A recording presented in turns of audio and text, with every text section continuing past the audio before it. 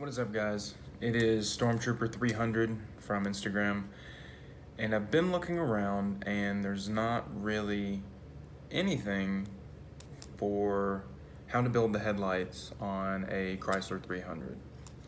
So I made a write-up for it, but I feel like me talking is going to be better than trying to write something out, and I can also put in the write-up if somebody needs that as well. So I'm going to put up some pictures I took throughout the process and kind of walk you through each picture, so what's happening, and try to get you to understand the whole process, because it's not really that bad. It's just sort of time consuming. So we'll jump right in. So here is the unboxing pictures for everything that I ordered. It's from Lighting Trends, great company. I definitely recommend them for your lights for your 300. It basically came with, well, for what I ordered the headlight resealant, the butyl, splitters for all 8 connections that I'm going to be using, the upper halo, the lower halo, the upper C-bar, DRL, and then the lower DRL. For that one, I just ordered a 12-inch, kind of a light tube is what they called it. And then I went to the store and also picked up some clear gel super glue, but we'll get to that, like where you'll need that part. So let's go ahead and get started. So basically what you want to do to start is remove the front bumper. I took it inside, it was easier that way. Pulled the headlights, disconnect the harness that connects the bumper to the car, pull the fog light housing out, pull the lower DRL strip out, like the housing, pull it out and clean everything off, because you don't want any dirt or debris on the lens or the housing itself. Once everything is actually cleaned off the housing and the lens, you'll want to preheat the oven to 220. Once it's preheated, we used like 2 hand towels that we don't really use anymore, and we laid them on the bottom rack of the oven. So take the rack, put it to the lowest possible level, I guess you could say, and then pull the upper one out so you have all the room for the headlight you need.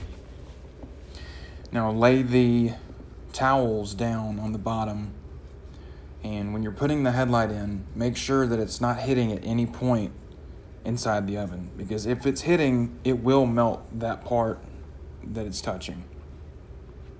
So you'll put it in there and you'll leave it in there for about 12 minutes. So while that one's in there, you can go ahead and start going to the rest of the lights and cleaning them off. If you missed something, you can use rubbing alcohol as well to clean off the lens, but just for the outside though. So by this point, the headlight has been in the oven for roughly 12 minutes. Now be careful pulling it out. You can use oven mitts or hot pot pan, whatever they're called, pot pans or pot holders, I guess you could use those.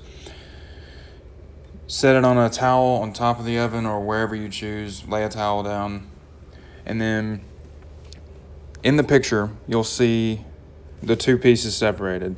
That top edge is where you're going to insert the knife, and you're going to insert it all the way to the back and push the glue up. While you're doing that, slowly work the knife up, kind of create like a pivot point in the back where the edge of the knife is, and pivot up from there to lift that edge. Be sure not to tear it, because it will. I've done it before. It's not the end of the world, just try not to do it. But start on that top flat-ish area so there won't be any worry, because this is probably your first time ever doing it. So just start there, it's safe. Don't start at a corner. Corners are usually the last things that you do. But you'll stick the knife in, and shit, the TV came back on. Oh crap, they got all kinds of bananas. Yeah, stick the knife in, put it to the back. After a while, the lens should start to separate itself. Now you can try to work the knife in under that bottom as well. Like you'll go behind the lens and then try to lever it out. And that's where you'll get some good space so you can put your fingers in there and really pull the lens apart. And after the two separate, you'll see that it has a lot of glue left over in the channel and on the edge of the headlight housing. Yes, you have to get that off. So make sure you get all of that out. And then at the end, you'll want to put a thin strip through that channel so you can reseal the headlight at the end. But now we're going to be talking about how to separate everything that's actually in the headlight. So what you're looking at now, it is the remnants of what's inside of the lens. Now you have the black face. So to the farthest left of the picture, you have the black face, and within that there will be the DRL board, and you can remove the reflector as well. There are screws on the back that you'll see. You'll remove those screws, and then everything will separate itself from there. Pull the, I don't believe, or I can't really remember, but I think that the reflector is only held in by one screw and kind of friction, so you'll just pop two, two ledges up, and it'll snap out if you wanted to paint it or not. Let's see. Next in the picture, you'll have basically what's behind that inside the headlight. You'll have the shroud that'll cover the projector if you don't have auto leveling headlights. So if yours looks different, it's probably because either A, you have auto leveling, or it'll look the same as this because I don't have auto leveling. And you may need to contact Lighting Trends if you do, because it may be a different size halo. I'm not sure though, so I can't say for certain. But if you wanted to also do a etched lens, now would be the time to swap out the lens on your projector because you have it open. I chose in this process to paint everything black. The blinker housing, because it'll still shine even with it painted black, because I put in an LED in the blinker portion. The reflector, I painted it black, and then the projector shroud, I painted black, so that everything's black in the headlight, because I like that look. Next, we'll be going into the upper DRL. So the piece I'm holding in the picture right there is the C-bar DRL. All the orange stuff that's on the ground or on the oven below that is the remnants of the old LEDs. Now you'll need I'm pretty sure a push pin or a safety pin will work to get up the edge of the adhesive on there, and you'll just slowly start pulling that off. Make sure everything's gone, because with the new one, it comes with adhesive on the back, and it's cut directly from that, shape. So you'll just pull the adhesive off and you'll just lay it. It has little holes that you'll stick through as well, so you can line it up, but it only goes on one way for each side, so you'll see it, and you can kind of play with it and finagle, if you will, the placement of it, but it's pretty straightforward. The factory one that's on there as well, you'll want to remove the connector that powers it, because you're not going to be using it anymore, because with the new kit it has a DRL wire, so if you wanted to just run white, you can. I chose not to. I still have the ability to do it, but I haven't done it yet. So you'll remove the old one now, lay the new one on. So now that you've visualized how you're going to lay it on there, you'll see the holes I was referring to. It only goes on one way because it's templated out just for that. There's nothing special you have to do with the old DRL. You can just throw it in the trash because you won't be needing it anymore. The way you want to route your wire, that's pretty much up to you. I chose a hole that's on the innermost side of, like if you're staring at the headlight, it'll be towards the center of the car side. there's a hole. I just ran all the wires out and put a rubber grommet on there. That way moisture can't really get in. But yeah, this is a super simple process. The only thing that takes the longest is opening and painting. But now that you've got the C-bar function filled or covered, we'll move on to the next portion of this. I neglected to take pictures for some reason, I'm not sure why. But now that you've done the C-bar portion of the headlight, you'll move over to the shroud. Now it's your choice if you want to paint the shroud that covers the projector. It's your choice, you can paint it whatever color you want or not. But now you'll grab the headlight halo and you'll know which one it is. It's significantly bigger than the fog light halo. But you'll grab that. It has adhesive on the back. You can use just that, but that's where I went to the store and got some Gorilla super glue gel. It's clear, so you won't see it. I put it on the inside barrel of the projector shroud, so you can't see it there either. And for the wires for that, I also routed those through the bottom under the shroud. There's a small gap. You don't see it from shows, like the angles that people will be looking at it. You don't see it, so you don't have to worry about that. So I painted that one black. I painted the inside of the blinker black. And then I painted the, the reflector. I painted that one black as well. So after you've done all of that, you'll run your wires. You can do it how I said, out the hole to the innermost side of the headlight on the back. You can do it that way. And then you'll grab your headlight butyl. Now you don't have to, and they won't send it in your kit unless you do ask, but you'll need headlight butyl. So you'll grab it, and it doesn't matter, it doesn't have to be all in one piece.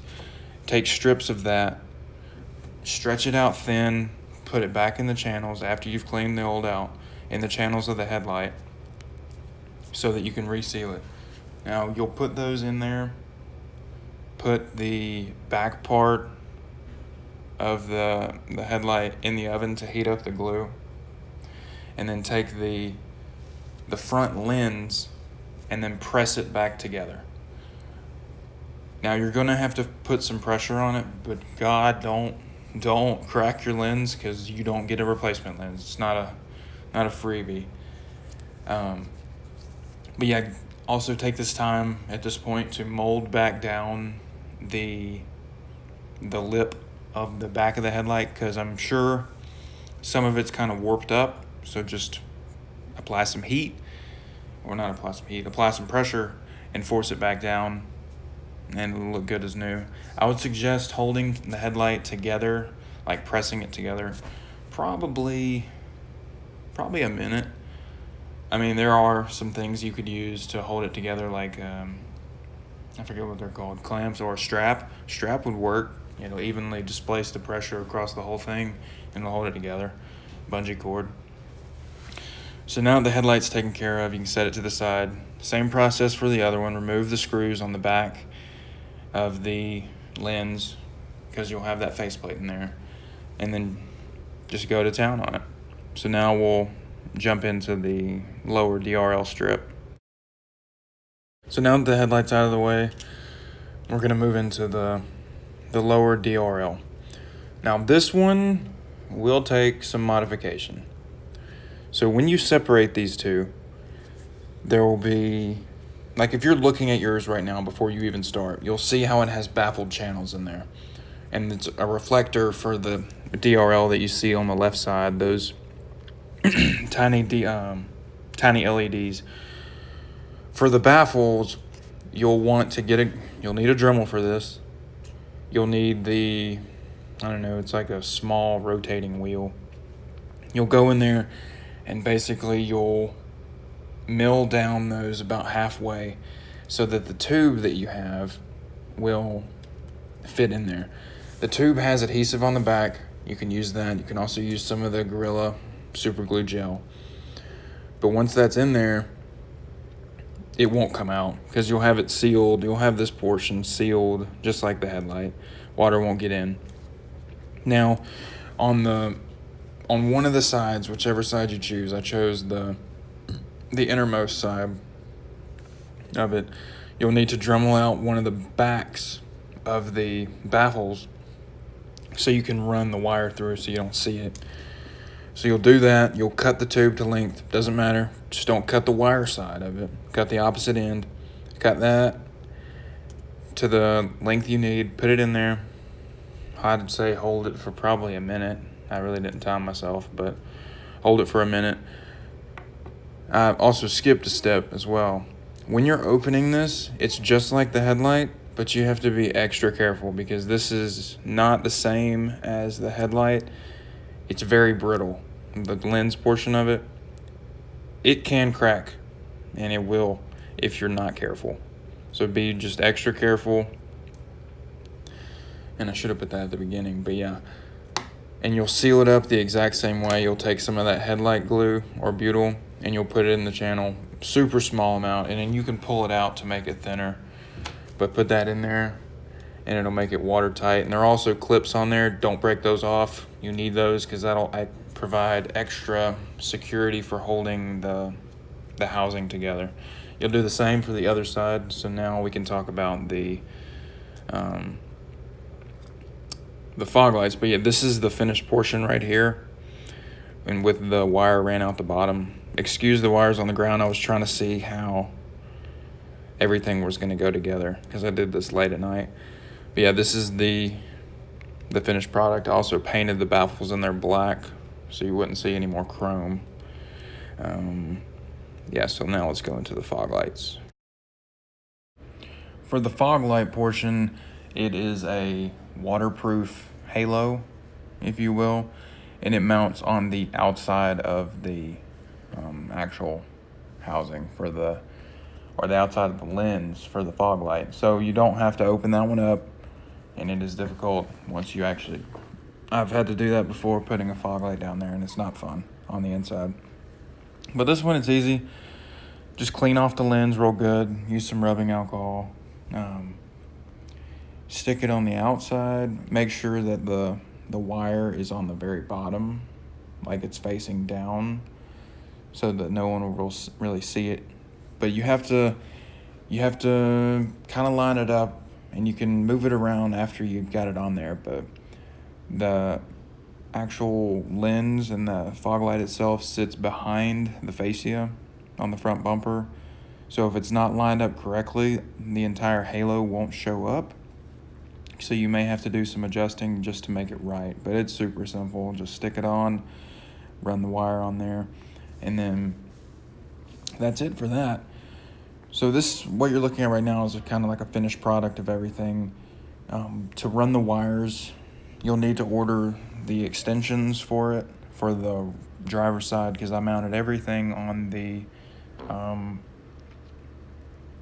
passenger side, because that's where the terminal is, or an extra terminal for the battery is. So I just put everything over there. I ran the wires from the driver's side behind the front cross member, zip tied them on there, and then put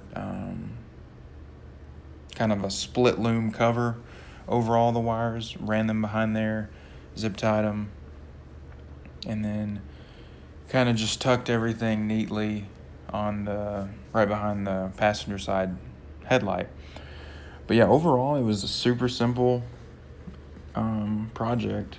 I think it took me about 6 hours, and that was because the paint that I got wasn't curing properly, and it wasn't during the day anymore, because I started at 5, and from the time I started working on the bumper, like pulling it off, to putting the bumper back on, I finished right at 2 a.m. because I had a vacation I was going to go on the next day, and I wanted to take the car. But yeah, this is what it looks like, and next will be a video of just running through the modes. I definitely recommend Lighting Trends for using this kit.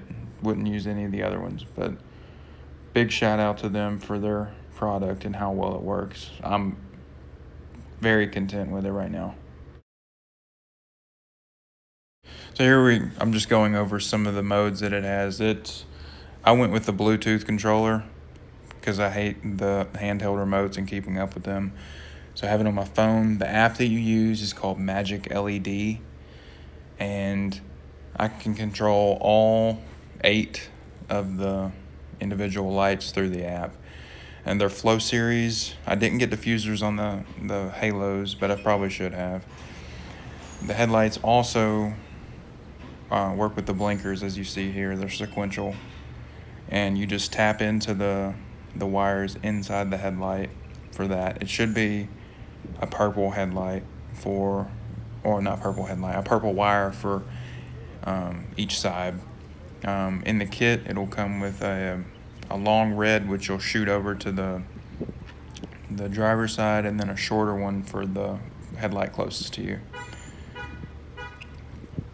But yeah, this is everything for the kit and how to do everything. That's pretty much everything, guys, on doing the headlights on the Chrysler 300. It's the same process for the 2012 all the way to now. The only different things that will be different than what I have are in the 2012 to 2014. You won't have that lower strip, the lower DRL strip, but the waterproof halo should still be the same for that. You can get everything the same through Lighting Trends. And for the current years, if you don't have the appearance package, which is the different the different bumper that has the lip on it, and you won't have the DRL, and you won't have the the rear duct bill. Yeah, you won't have that. So you'll pretty much stop watching the video right after I finish the headlight, because on those the bottom portion's different. But yeah, I hope you guys enjoyed the video. And if you are watching this video and you have a Chrysler 300 S model, so like SRT S of the 2012 to current, you should go over to Facebook to our group. It's called S Model Mafia, or the Real S Model Mafia, and join that, because there's a big wealth of knowledge within that page. So any questions you may have, you can ask them there. I'm on there as well, and the admins are really good about responding to messages if you have any questions. All right, hope you guys enjoy.